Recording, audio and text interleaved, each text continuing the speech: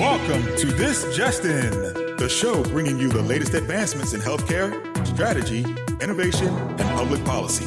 And now, for the fastest voice in healthcare, here's your host, Justin Barnes. Thank you for tuning in, and welcome to This Just In. I'm your host, Justin Barnes. In these segments, I'll bring you the latest advancements in healthcare, strategy, innovation, and public policy. As always, we're broadcasting from the This Just In studios on the Business Radio X network, as well as the Healthcare Now radio network. For this episode, my 215th episode, we have a follow-on show here, and very fortunate to have two healthcare pioneers and leading healthcare authors, Dr. John Halamka and Paul Cerrato. Welcome back to the show, gentlemen. Thank you. It's always great to have you. Thanks so much. You got it. You got it. And we're here to discuss your new book, The Digital Reconstruction of Healthcare, Transitioning from Brick and Mortar to Virtual Care. And I know this is on, if it's not, it should be on the top of mind of everybody in healthcare. I mean, certainly as a provider, as a healthcare organization, but certainly as a patient, because our worlds have changed tremendously on how and where and when we engage providers in healthcare. And so I'm excited for this show. It's a great book. I've been able to see most of it.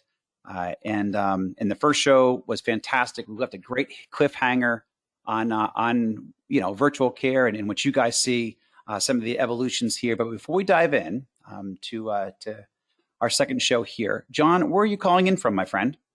I am in Sherborne, Massachusetts at Unity Farm Sanctuary, watching the ice get a little bit more liquid, but just wait a few hours, it'll get solid again. And how many animals do you have around you right now?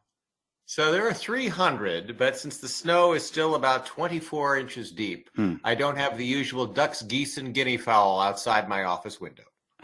That's so cool. If everybody has a chance, please do check out the Unity Farm Sanctuary. They're on all the social platforms. I watch some of the live streams, but it's just a blessing. Dudley's a good friend of mine. I actually need to re-up my support for him and his feed, because you take obviously support from communities, correct? And as individuals. Yeah, and so we are a 501c3 charity, and so all the animal care, medical care, and food is all charitable. Yep, I need to get my part back in there. It's great therapy. So I love to personally see it. Paul, where are you calling in from, my friend? I'm in upstate New York in a town called Warwick, about 60 miles northwest of New York City, where we got about 2 feet of snow, maybe about a week ago. So I'm still digging out. Excellent.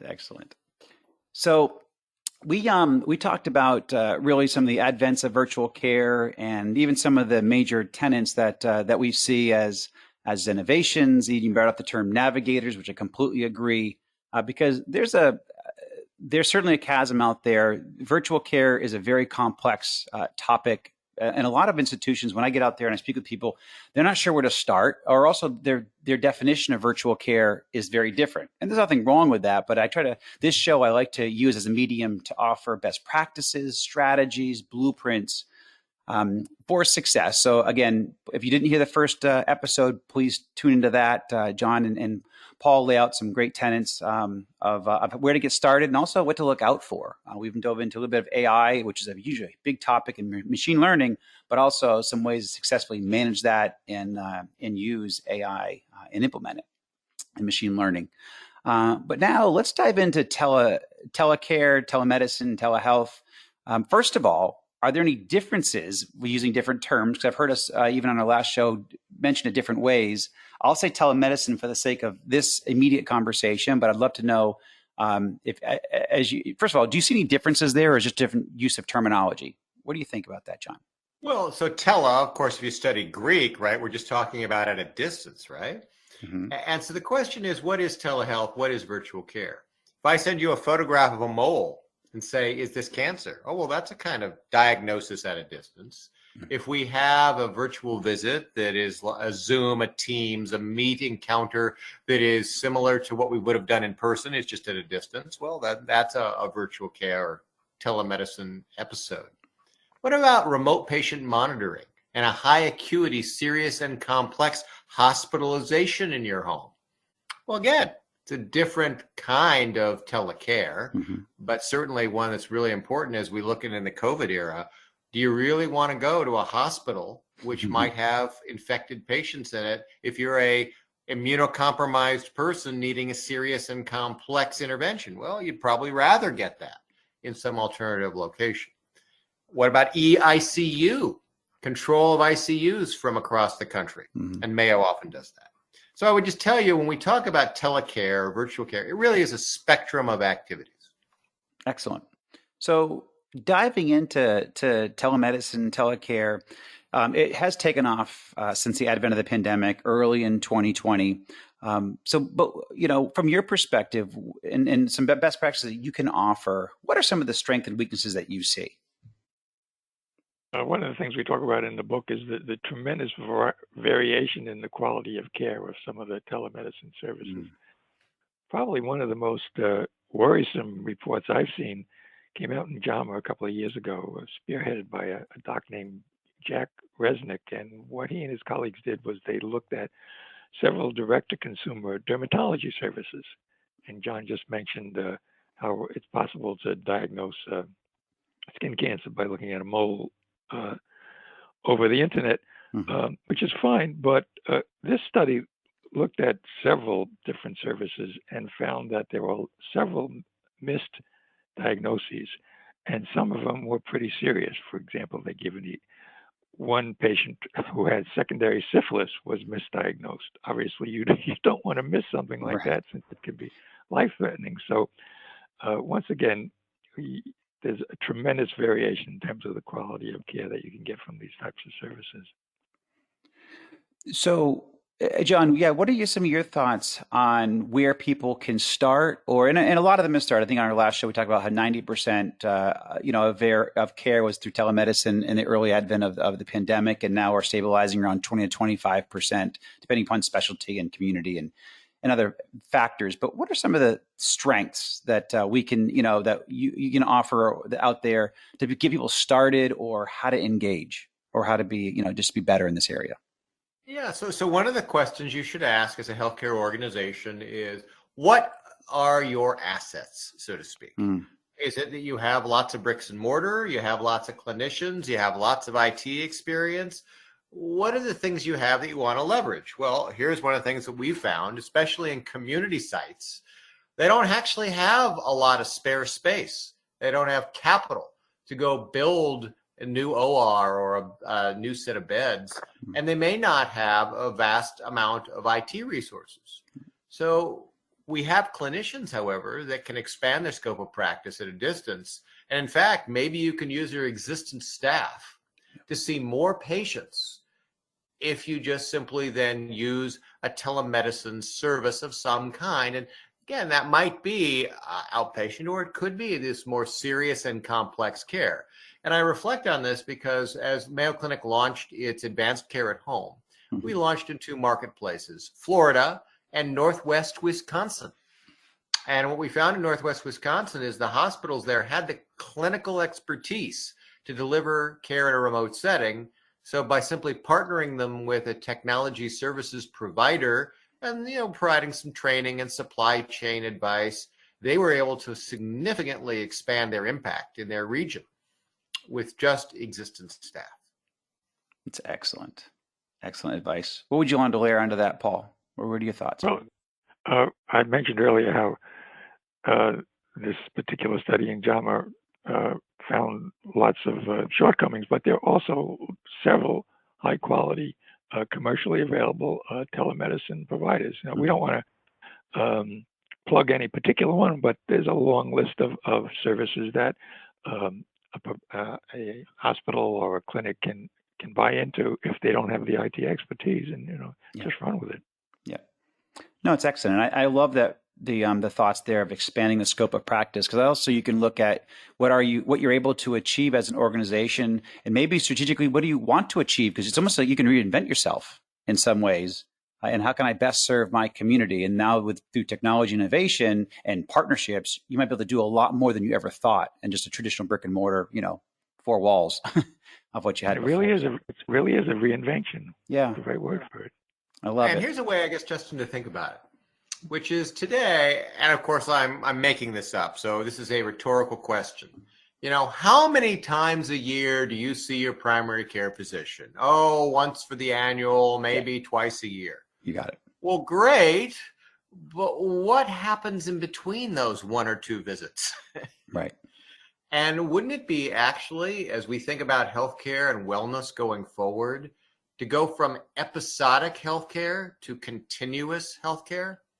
What if algorithms looking at the devices in your home or the devices that you wear could say, oh, well, I've actually detected a material decompensation or change in your condition, and now we're going to intervene just in time, as opposed to waiting for 6 months from now for that next doctor's visit. And that's the reinvention. That's excellent. Excellent. So, and I do want to touch on devices here in a moment. Before we do that, let's talk about the new initiative that you mentioned, the hospital at home. I've read this a couple of times. I've certainly seen this out there a little bit, but tell us about the advanced care at home. Well, so here's the simple answer. If you can take a serious and complex illness with the right patient monitoring, the right remote expertise, the right supply chain, the right in-home help, shouldn't you be able to deliver the same care plan, the same medications, and the same outcomes as a bricks and mortar experience? And no one was quite sure.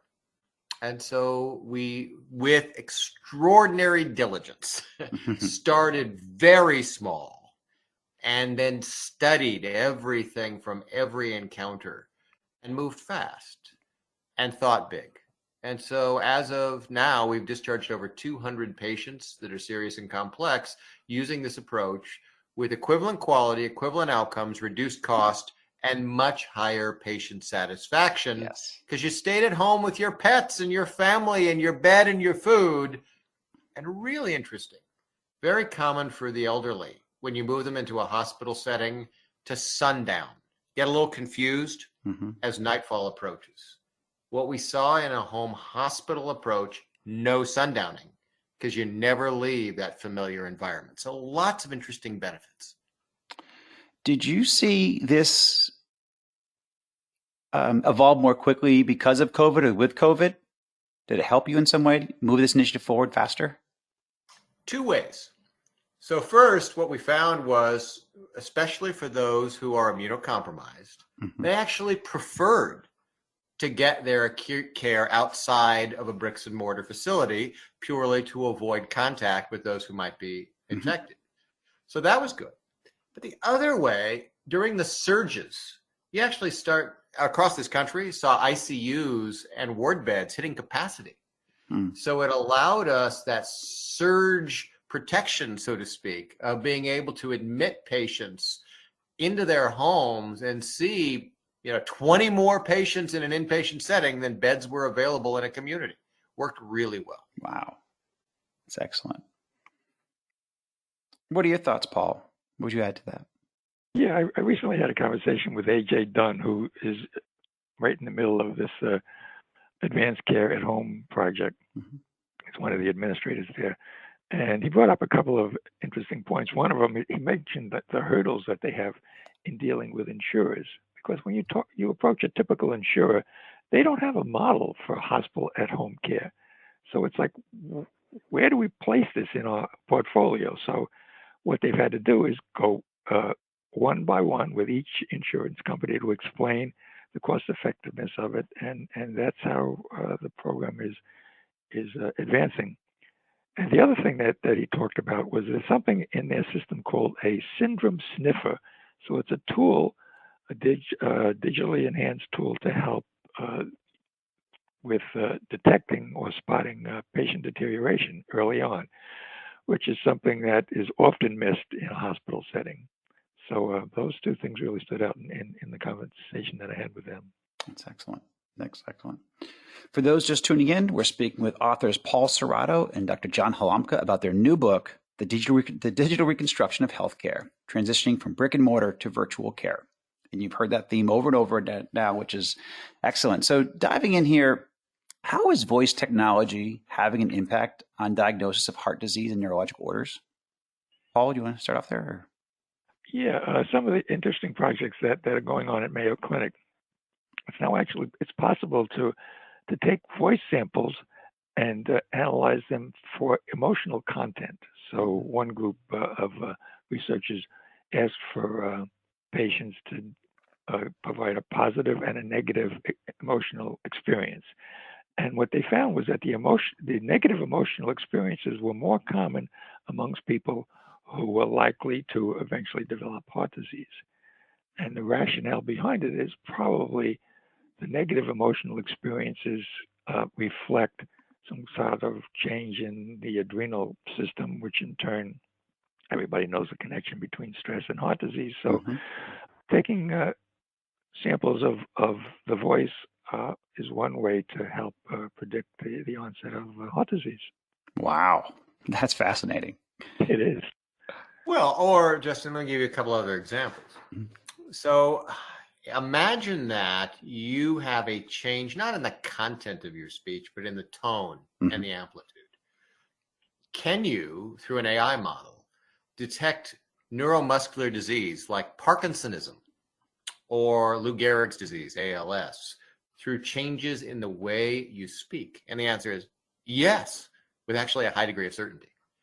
And those algorithms, which Mayo is polishing up now, you could imagine. I mean, this is going to sound like a little bit far-fetched example, but you could say, hey, Alexa, I am concerned about changes in my speech, to which the response would be, well, we believe that you should be evaluated by a professional, and we are going to refer you to an appropriate professional. Because the algorithm behind the scenes has detected that there is, in fact, a correlation with a developing neuromuscular syndrome. Wow. Yeah, I can really see this, certainly with Alexa and other voice-enabled technologies and innovation. So that's awesome. I love it. And I'm sure most of my listeners have not heard that before, so it's pretty fascinating. So let's dive in a little bit, because you brought up medical devices and wearables now a few times, and also in our previous episode. I know you guys have really studied some of the cybersecurity and the risk there. So do you want to start off and highlight some of that, John?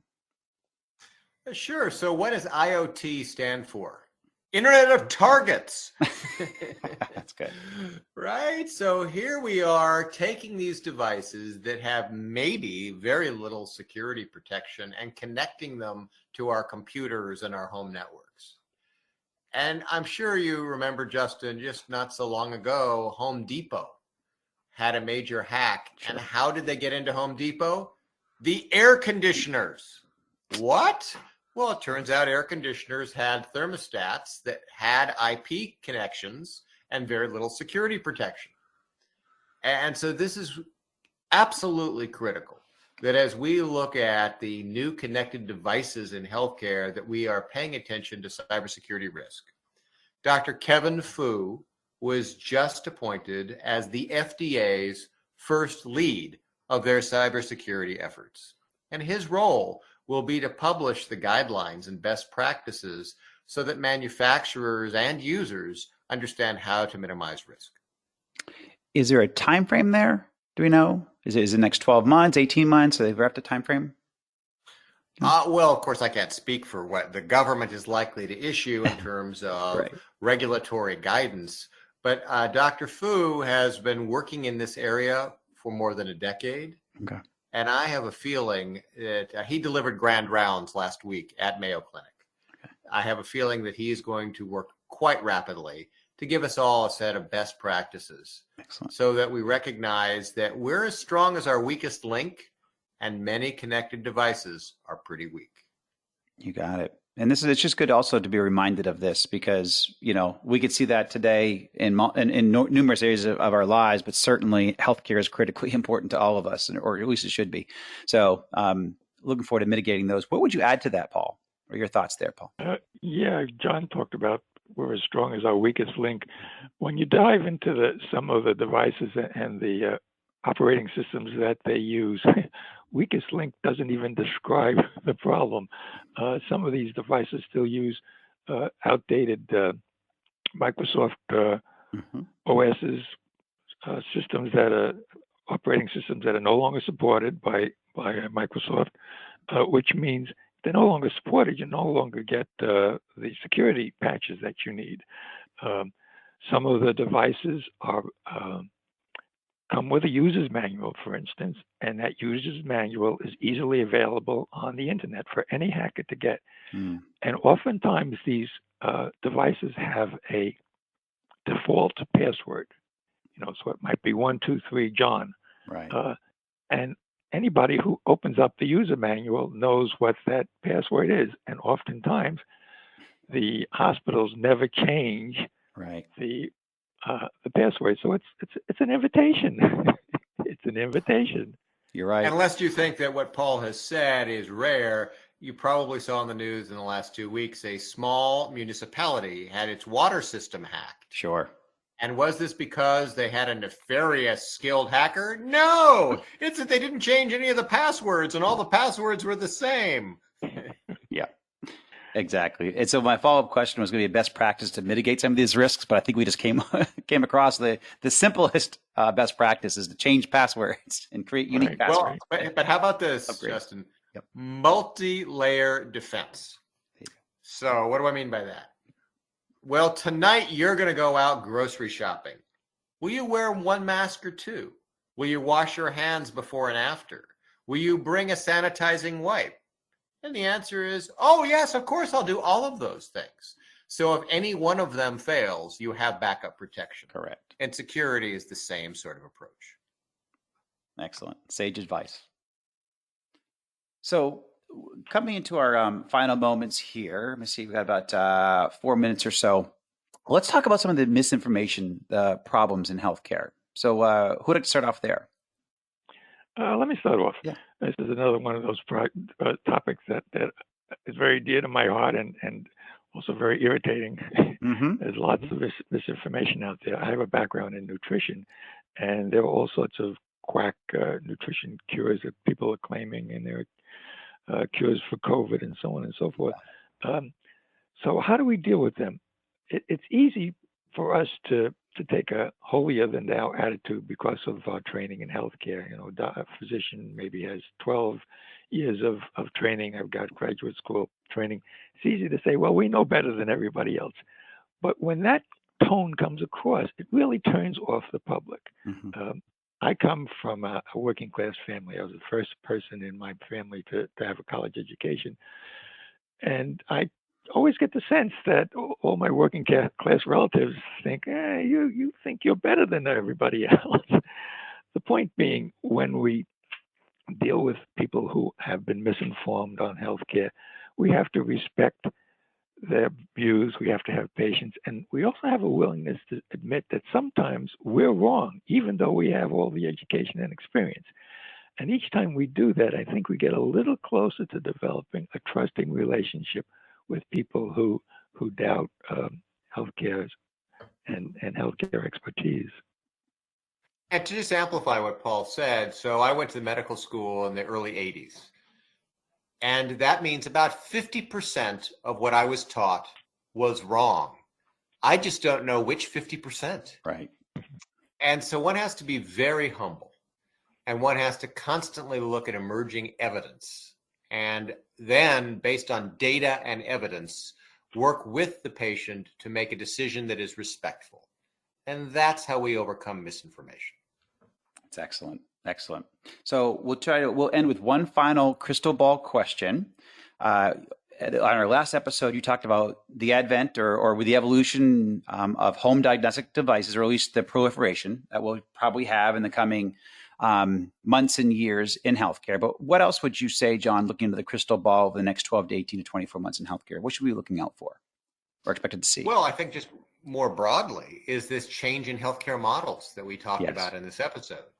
And that is that we'll move from the bricks and mortar, I drive once or twice a year, to the continuous monitoring and interpretation services.